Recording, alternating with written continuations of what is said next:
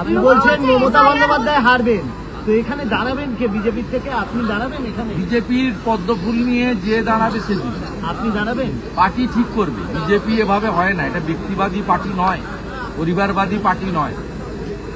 বিজেপির কেন্দ্রীয় নির্বাচন কমিটি আছে, সভাপতিত্ব করেন জাতীয় বিজেপি সভাপতি, প্রধানমন্ত্রী নিজে উপস্থিত থাকেন। এখানে পদ্মফুলে যে দাঁড়াবে সে জিতবে। তথাকথরাই যেখানে লিড পেয়েছিলেন, যেখানে মাত্র 8,000 ভোটের ডিফারেন্স এবং ম্যাপিংয়ে অলরেডি 2,05,000-এর মধ্যে অলরেডি 1,20,000 বাদ চলে গেছে, 85,000 নাম এসেছে। 1,20,000 অলরেডি ম্যাপিংয়ে বাদ চলে গেছে। এরপরে আর কত নাম উঠবে? 40-50,000 নাম উঠবে। মিনিমাম 50,000 মৃত এবং ভুয়া ভোটার আর চেতলা এলাকায় ঢুকে থাকা বাংলাদেশি মুসলিম ভোটারের নাম বাদ যাবে। তারপরে তো এই সিটে বিজেপি 30,000 শুরু করবে, 30,000 দিয়ে শুরু করবে।